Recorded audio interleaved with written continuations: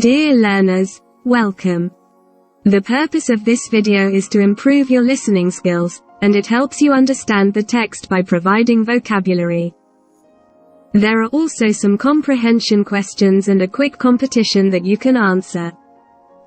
By the way, enjoy this video, and I hope you like the story. Okay, let's begin. Black Beauty by Anna Sewell.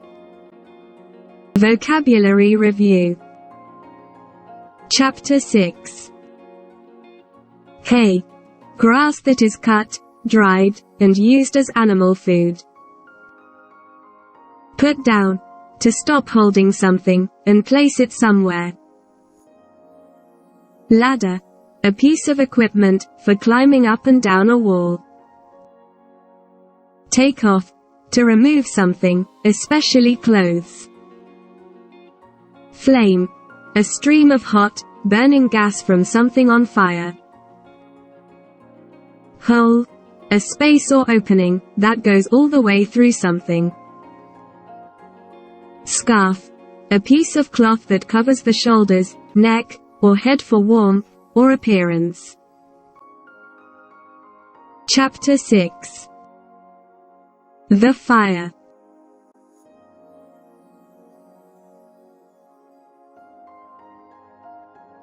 The first day, we traveled about 50 kilometers, but James drove carefully, and made sure that Ginger and I were always on the smoothest part of the road.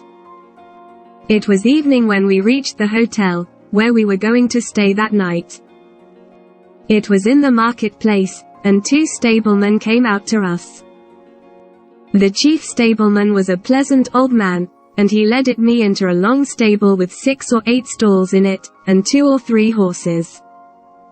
The younger man brought in Ginger, and James watched while we were groomed. I thought I was quick, James told the old stableman, but you're quicker than anyone. I've worked with horses since I was 12 years old, and I can tell you it's good to be able to work with a well-behaved, well-cared-for animals like this, said the stableman, patting my neck. Who is your master? Mr. Gordon of Berthwick Park, said James. I've heard of him, said the stableman. He's a good judge of horses, and the best rider in this part of the country. He doesn't ride very often now, said James, not since the poor young master was killed. I read about that in the newspaper, said the stableman. A fine horse was killed too, wasn't it?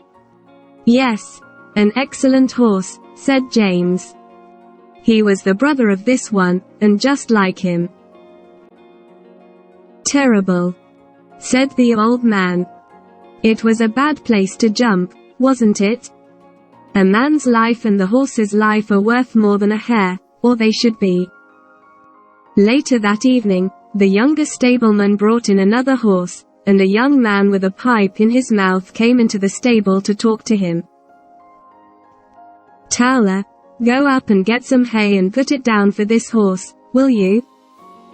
Said the stableman. But put down your pipe first. All right, said the other man, and went up a ladder and through a little door. I heard him step across the floor over my head, and push down some hay through a hole in the roof, into the new horse's feeding place. James came in to look at us before he went to bed, and then the door was locked.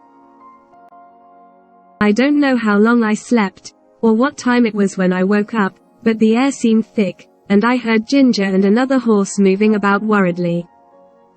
It was quite dark and I could see nothing. The stable was full of smoke, and it was almost impossible to breathe. The smoke seemed to come from the little door above me, and I could hear a strange noise up there. The other horses were now all awake, moving about restlessly. At last I heard someone outside, and then the younger stableman ran in with a light. He began to untie the horses, and tried to lead him out. The first horse would not go with him, nor the second or third. He tried to pull me out, but he was so frightened himself that he frightened me, and I would not move. The noise above was louder now, and there was a shout of fire outside. The old stableman came in quietly and quickly, and got one horse out, then another. By now the flames were coming down through the roof, and the noise was terrible. Then I heard James' voice, quiet and friendly as it always was. "Come on, Beauty," he said. "We'll soon get you out of this smoke." He took off his scarf and tied it over my eyes, then let me out, patting me all the time. He took the scarf off, then shouted, "Take this horse, somebody, while I go back for the other." Windows in the hotel were open and people were shouting. I watched the stable door, where the smoke came out thicker than ever. Then I heard one voice above all the others, and recognized it as my master's. "James Howard. James Howard. Are you there?" There was no answer, only the crash of something falling in the stable, but the next moment I saw James coming through the smoke, leading Ginger with him. "My brave boy," said the master. "Are you hurt?" James shook his head, unable to speak because of the smoke. Suddenly, I heard the sound of wheels and galloping horses. "It's the fire engine!" shouted someone. 2 horses ran past me, pulling the heavy fire engine. The firemen jumped out, and we went quickly into the wide, quiet marketplace, out of their way. The master led us to a large hotel on the other side, where a stableman came to take us in, then the master hurried off to find his wife. The next morning, he came to see how we were and to speak to James. I did not hear much, but James looked very happy, and the master looked proud of him. "How did the fire start?" Someone said they saw Dick Towler go into the stable smoking a pipe, but that when Dick came out he didn't have it. The young stableman said that he asked Dick to go up the ladder to put down some hay, but also told him to put down his pipe first. Dick said that he did this, but nobody believed him. James said the roof and floor had all fallen in and only the black walls were standing. The 2 poor horses who could not get out were buried under the fallen roof. Comprehension questions. 1. How is Mr. Gordon known to others? 2. Since when does Mr. Gordon not ride very often? 3. Where does the smoke come from? 4. What does the younger stableman do when the smoke breaks out? Quick competition. Read the sentences below and fill in the blanks with the correct adjective, adverb and verb used in the story. 1. Yes, an blank horse, said James. Skillful or excellent. 2. It was evening when we reached the hotel where we were going to blank that night. Stay or live. 3. James looked very happy and the master looked blank him. Pleased with or proud of. 4. The other horses were now all awake, moving about blank. Restlessly or nervously. 5. I heard him blank across the floor over my head. Step or jump. 6.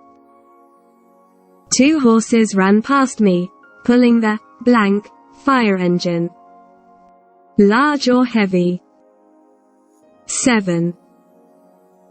The old stableman came in blank and quickly and got one horse out, then another. Quietly or slowly. Thank you for listening to this chapter. Now, read the comprehension questions again and try to find the answers in the text.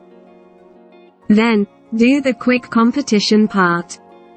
Also, the answers are in the explanation part of the video. Check out your answers over there. Moreover, don't forget to subscribe for the new episodes. If you like this chapter, click the like button. To make this project more effective and beneficial, let me know in the comment below.